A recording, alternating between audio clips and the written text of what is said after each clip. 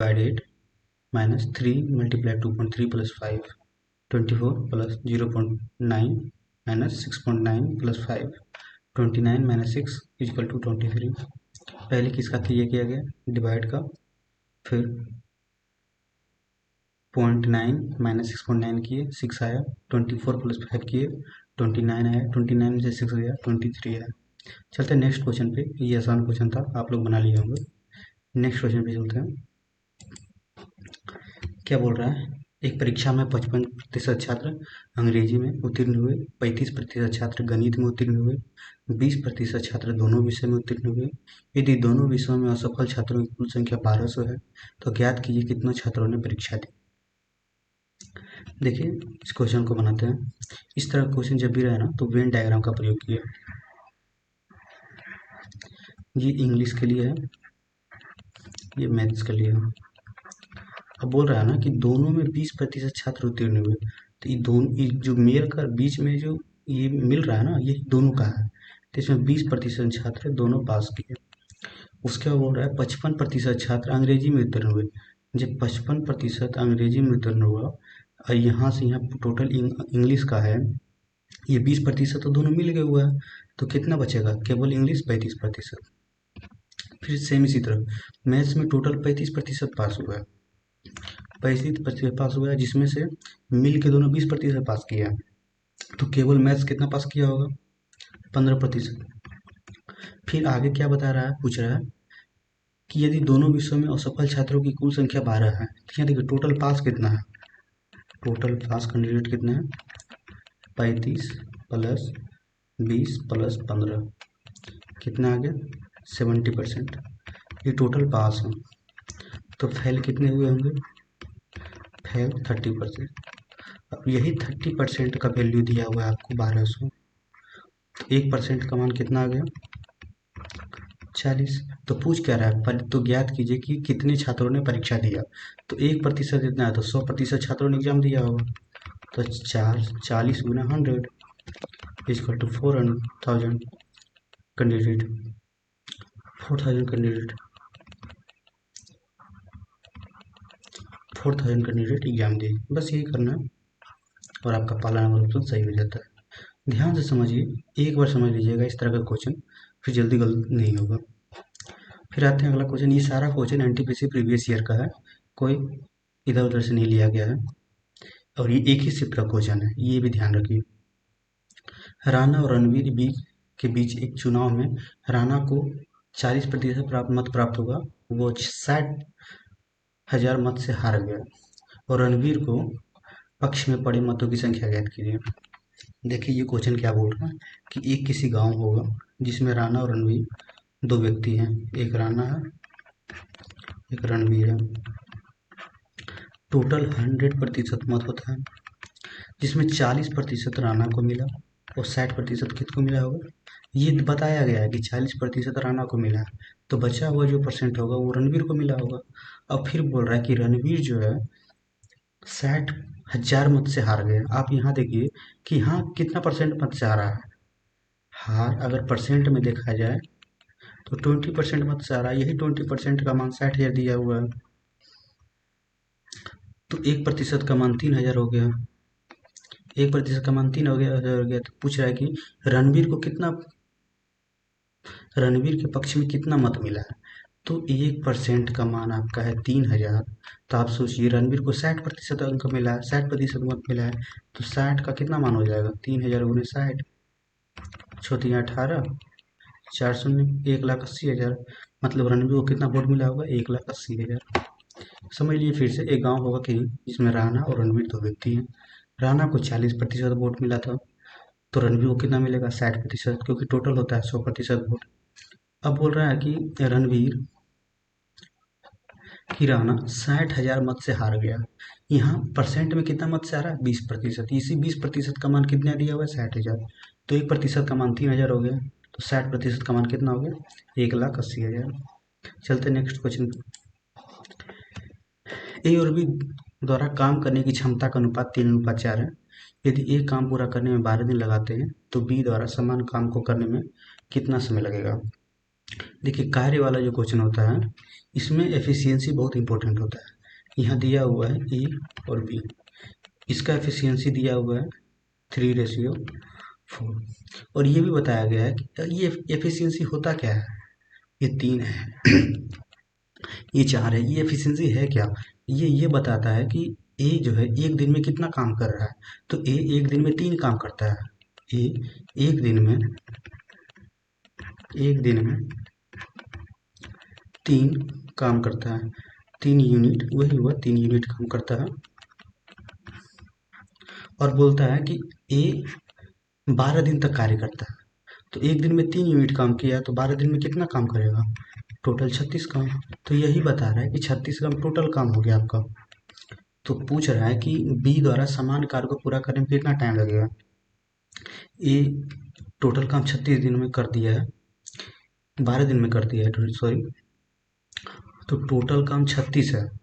और बी एक दिन में 4 काम करता है, एक दिन में बी एक दिन, बी का एफिशिएंसी क्या है, बी का एफिशिएंसी देखिए यहाँ 4 दिया हुआ है, बी का एफिशिएंसी 4 दिया हुआ है, तो एक दिन में 4 कार्य करता है, तो 36 काम कितने दिन में करेगा, 9 दिन में। बी 9 दिन में पूरा काम कंप्लीट कर देगा। बस समझने का खेल है, एक बार समझ जाइएगा तो इस तरह का क्वेश्चन आप इजीली सॉल्व कर लीजिएगा।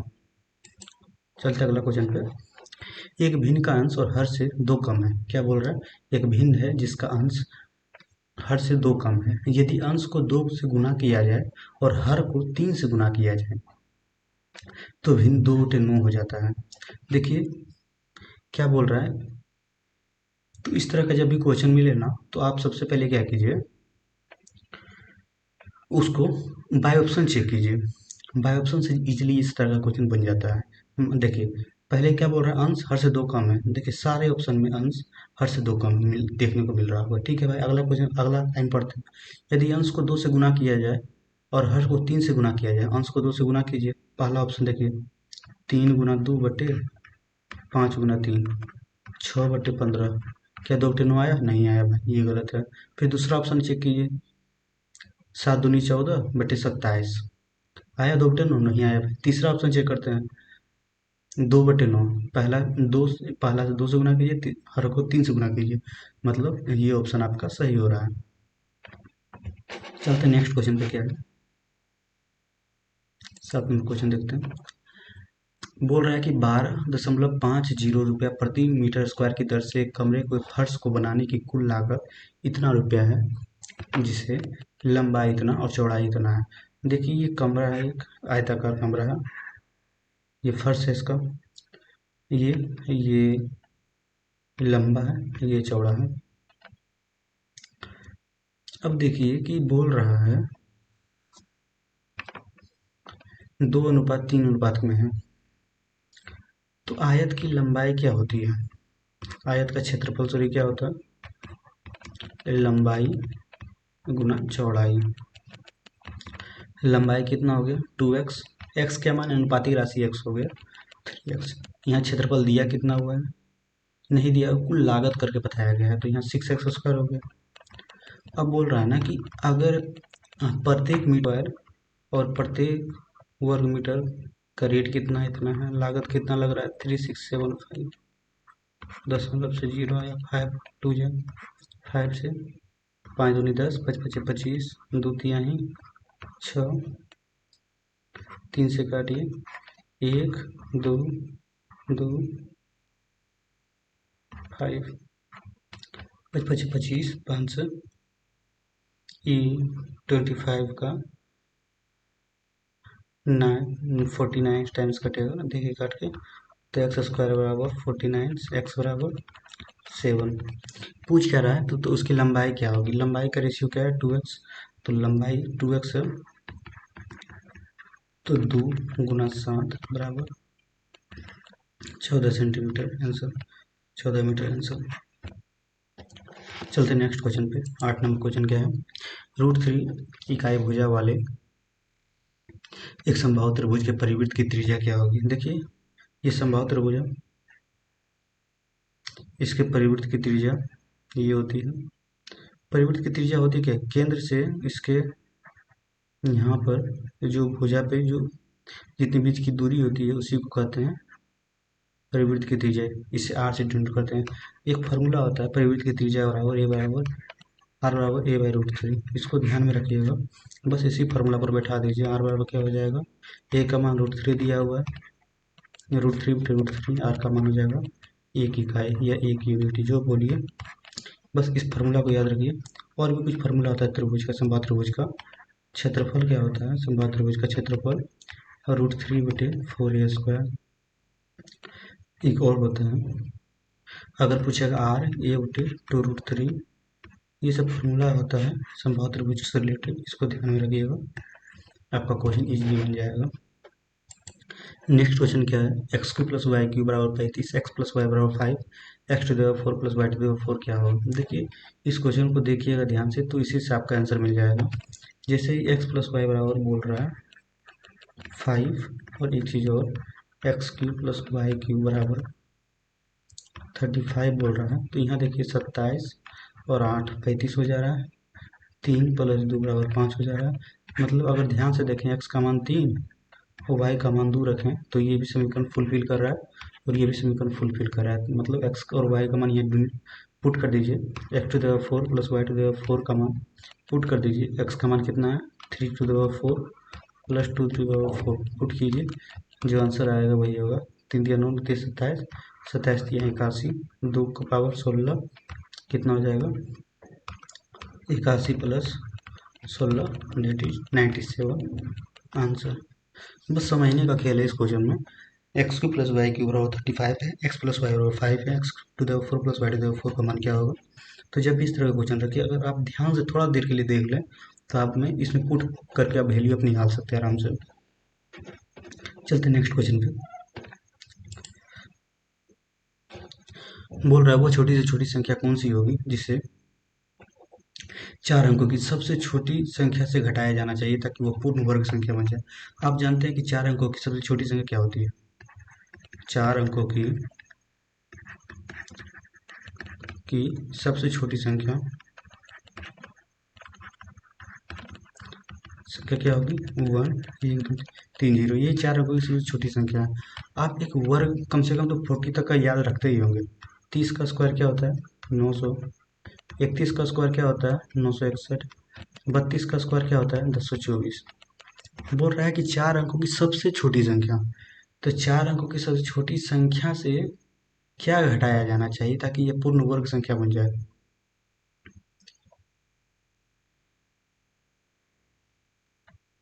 तो यहाँ देखिए, ये पूर्ण वर्ग संख्या बन जाए, 4 अंकों की सबसे छोटी संख्या ये है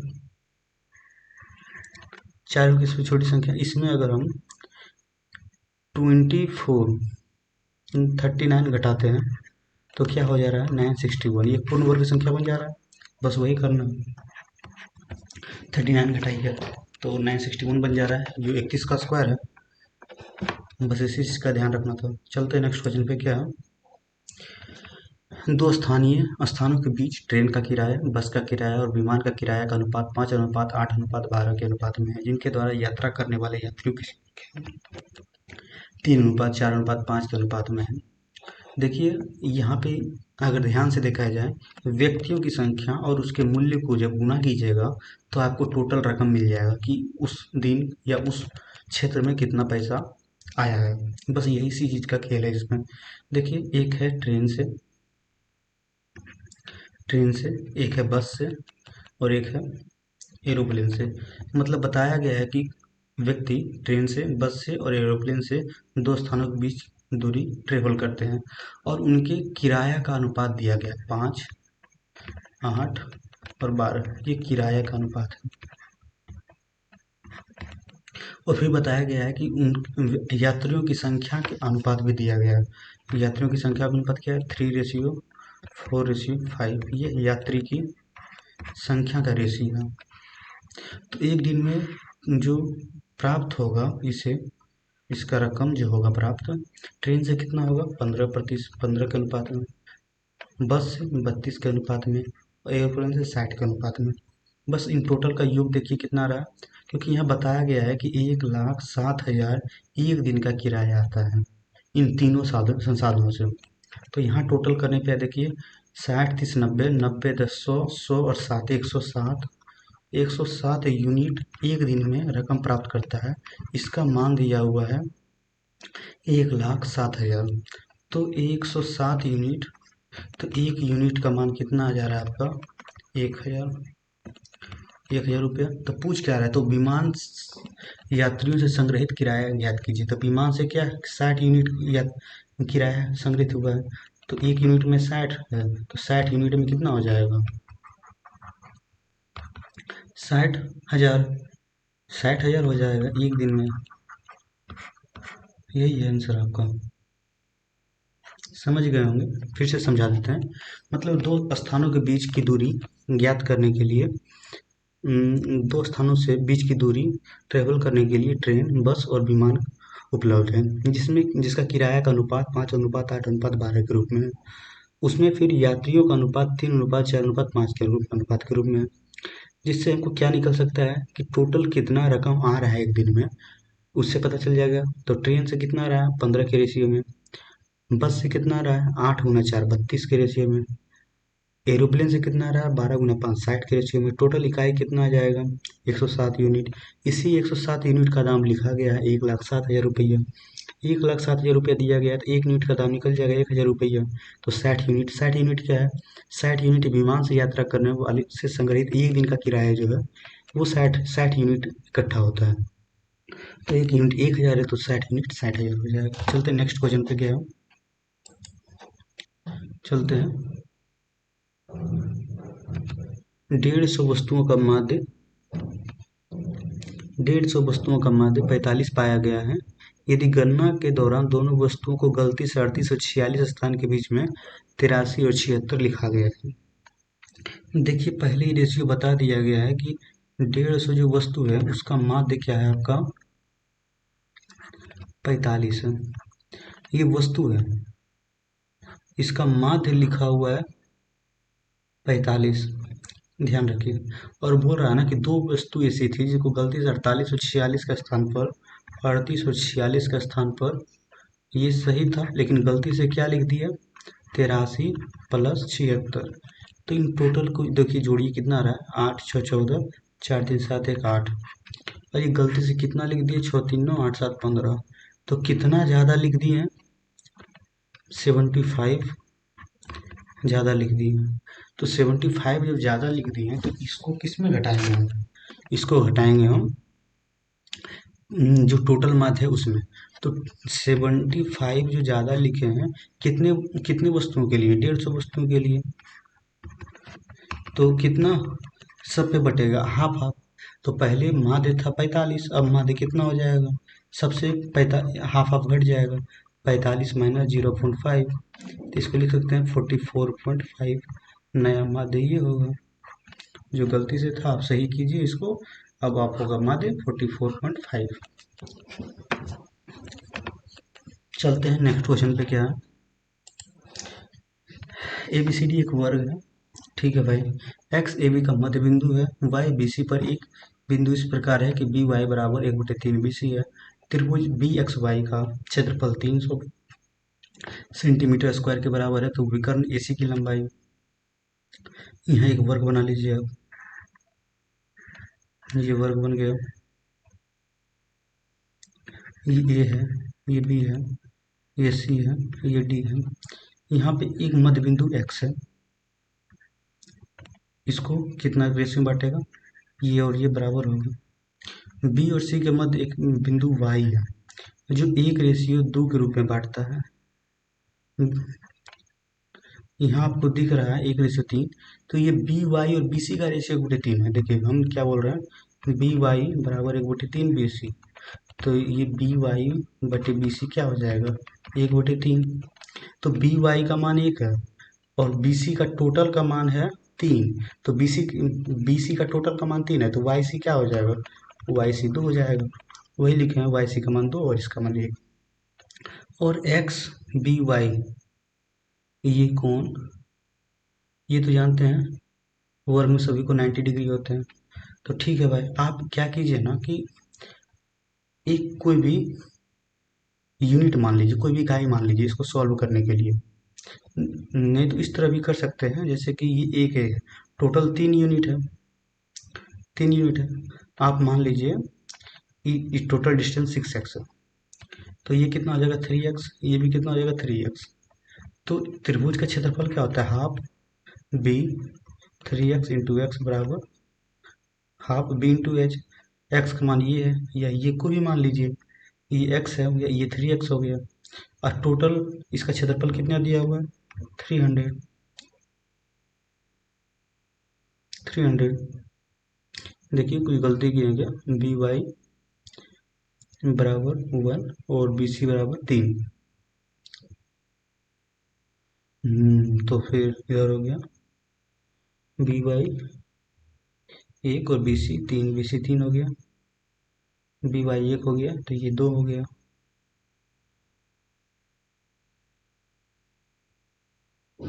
तो ये हो गया आपका 2, ये हो गया 2, इसका 2 से 2 कट गया, 3 से 100 कट गया, तो एक्स बराबर क्या आ गया 10, 10 मीटर आ गया, तो 10 सेंटीमीटर आ गया, तो 10 सेंटीमीटर एसी का लंबाई क्या हो जाएगा,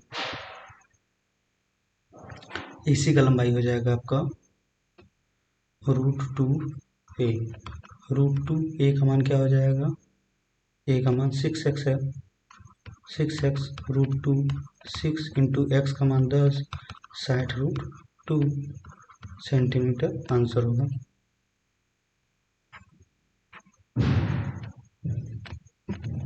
चलते हैं नेक्स्ट क्वेश्चन पे।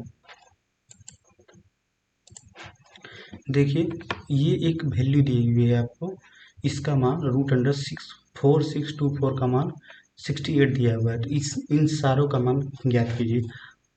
बस इसी चीज़ को फॉलो करना है। बस एक चीज़ ये ध्यान रखिए, इसमें एक लग रहा है, इस नियम को अगर आपको पता होगा, जैसे अंडर √100 है, तो इसके बाहर निकलेगा तो क्या हो जाएगा 100 10 हो जाएगा, अंडर √104 3 टाइम 4, ये 10⁴ तो ये बाहर निकल के क्या हो जाएगा 100 हो जाएगा।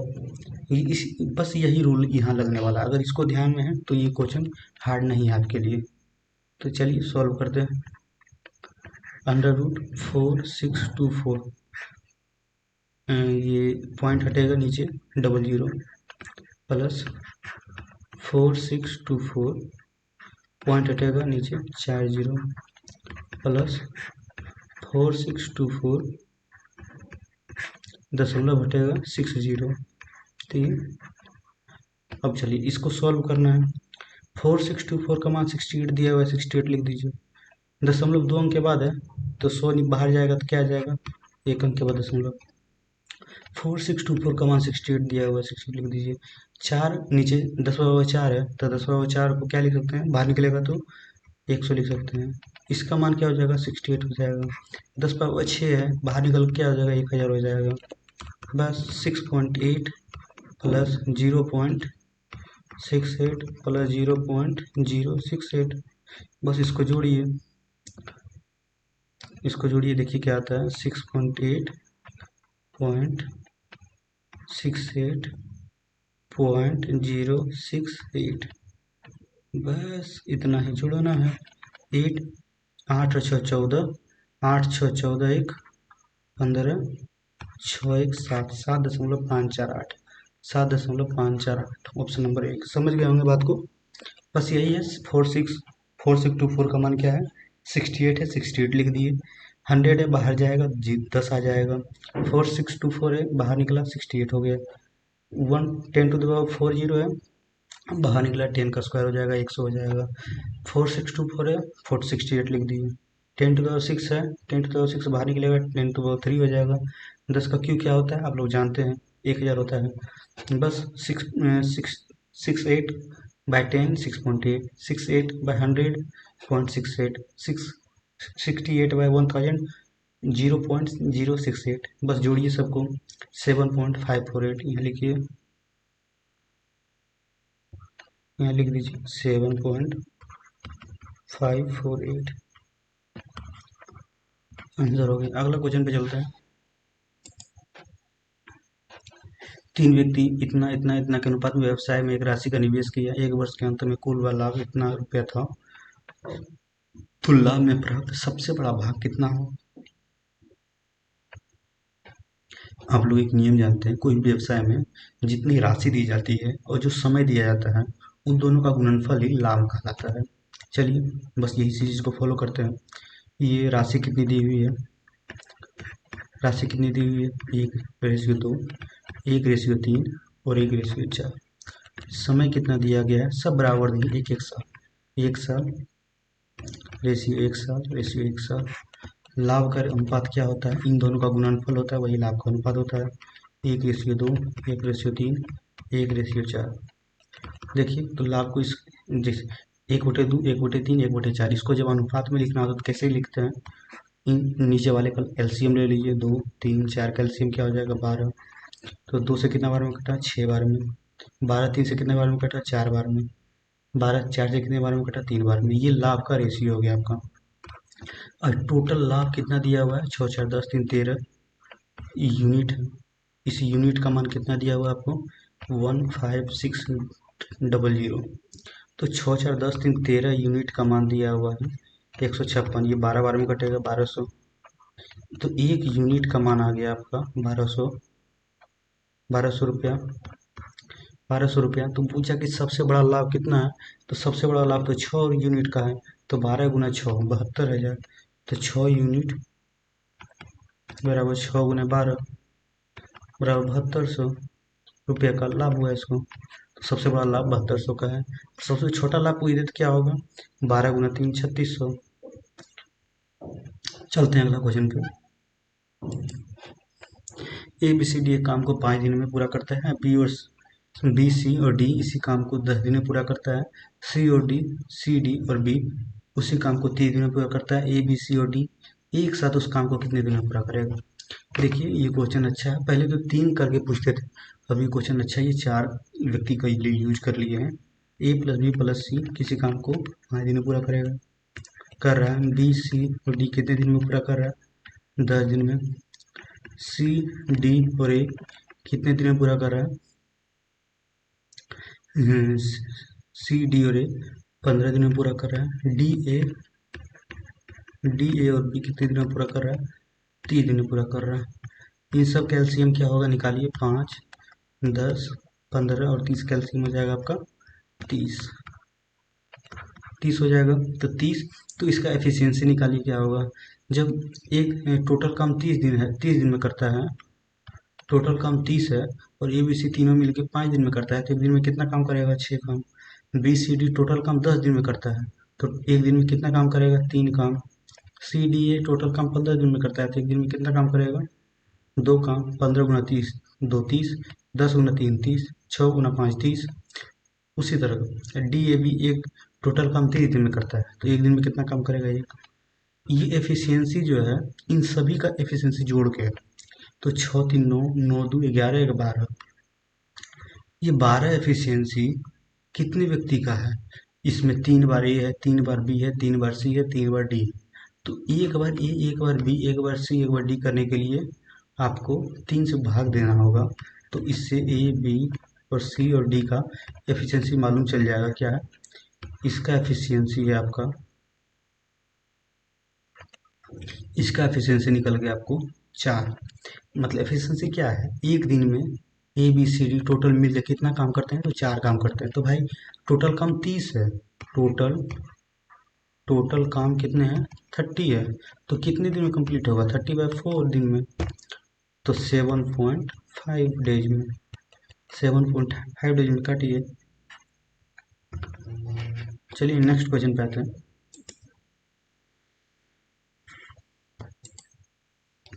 नेक्स्ट क्वेश्चन देखते हैं क्या है, 150 √150 माइनस √54 माइनस 24 का मान क्या होगा।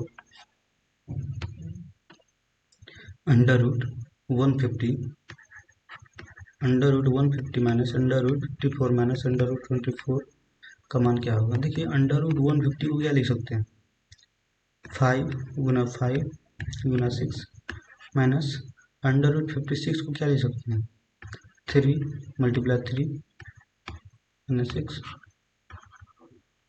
गुना 6। देखिए 2 टाइम्स 5 है, 1 टाइम्स 5 12 जाएगा, √6 टू टाइम्स सिक्स है, एक टाइम्स टू टाइम्स टू है, एक टाइम टू बाहर आ जाएगा 206। अब इसको जोड़िए, 5√6 माइनस माइनस 3 और माइनस 2 क्या होगा, -5√6। 5√6 का क्या होगा, 0 आंसर हो जाएगा आपका। समझिए बात को। 150 को क्या लिख सकते हैं, 5 × 5 × 6। 54 को क्या लिख सकते हैं, 3 × 3 × 6। 24 को क्या लिख सकते हैं, 2 × 2 × 4। बस 25 × 6 हो गया, एक 5 बाहर आ गया, एक 3 बाहर आ गया, एक 2 बाहर आ गया, आंसर क्या आ गया आपका, 0। चलते नेक्स्ट क्वेश्चन पे। एक सभागृह है जिसमें से 6 8 9 विद्यार्थी इस प्रकार बैठे हैं कि एक पंक्ति में उतने ही विद्यार्थी हैं जितने सभागृह में पंक्ति है। सभागृह की पंक्ति कितनी है। देखिए इस तरह क्वेश्चन है ना कि जितना सभागृह है, जितना विद्यार्थी है, विद्यार्थियों की संख्या गुना पंक्ति की संख्या। तो इसका मान दिया है 6 8 8 9। तो x गुना x बराबर 6 8 8 9 दिया है, तो x² बराबर 6 8 8 9। तो x का मान हो जाएगा 83।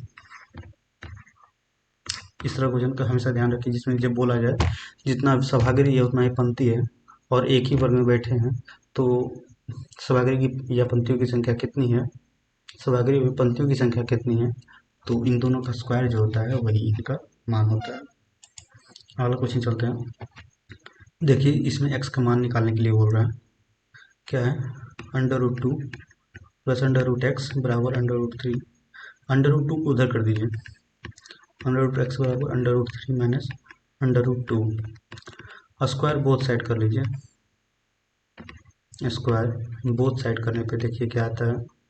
इसको स्क्वायर बोथ साइड किए तो क्या आएगा, √x² √3 माइनस √2 का होल स्क्वायर। तो x √x² का मान क्या होगा, x होगा।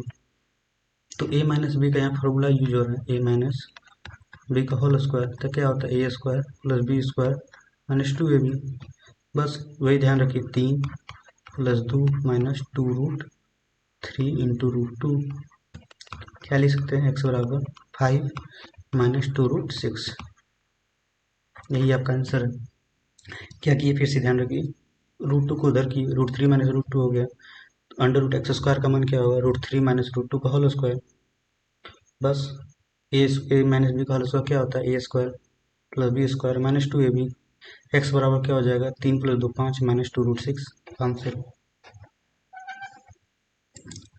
नेक्स्ट क्वेश्चन क्या है, 2x + 5y बराबर 12, xy बराबर 2, 8x³ प्लस 125y³ का मान क्या होगा। आप अगर ध्यान से क्वेश्चन को देखिए तो इसी में आपको वैल्यू पुटिंग दिख जाएगा। एक्स वाई 2 और 1 है, अगर x का मान 1 y का मान 2 पुट करते हैं तो देखिए ये समीकरण और ये समीकरण फुलफिल कर रहा है। हाँ भाई फुलफिल कर रहा है। तो चलिए देखते हैं, 2 गुना 1 प्लस 5 गुना 2, 10 + 2 12। भाई ये तो हो रहा है फुलफिल, 2 गुना 1 2, यही फुलफिल कर रहा है। तो बस x और y का मान यहाँ पुट कर दीजिए, वही होगा 8x³ प्लस 125y³। 8 x का मान कितना है, 1 का क्यूब प्लस 125, y का मान कितना है, 2 का क्यूब। 8 प्लस 125, 2 का क्यूब कितना हो जाएगा, 8 हो जाएगा। 125 हटाएं कितना होता है, 1000 प्लस 8 मतलब 1008 आंसर। समझ गए होंगे। चलते हैं नेक्स्ट क्वेश्चन पे, क्या है 23। बोल रहा है a/b इतना है, b/c इतना है, c/d इतना है, तो a/d का मान क्या होगा। इस तरह क्वेश्चन आप लोग बनाए होंगे, जैसे होता है कि a/b का मान 15/16 है, तो b/c का मान दिया हुआ है आपको 8/25 और c/d का मान दिया हुआ है आपको 20/9। अब ये करना क्या होता है, इधर जो भी बचा हुआ है सब के आगे 16 लिख दीजिए, जो उससे पहले है वही हो जाएगा। बस यहाँ इसके पहले क्या है तो 8 लगा दीजिए। यहाँ 20 लगा दीजिए, यहाँ 20 लगा दीजिए, यहाँ बचा हुआ तो यहाँ 25 लगा दीजिए। क्यों लगाए? क्योंकि इसके बाद वही लगाना है। ठीक है, अब जो पूरा को मल्टीप्लाई नहीं करना है, जो मांग रहा है उसी को मल्टीप्लाई कीजिए। जैसे ए और डी का रेशियो फाइंड करना क्या रहा है, ए और डी का रेशियो फाइंड करना है, तो भाई ए और डी से मतलब है हमको 5 15 8 20 रेशियो 16 25 मल्टीप्लाई 9, 8 टाइम जा 16, 2 10 जा 20, फिर यहाँ देखिए 5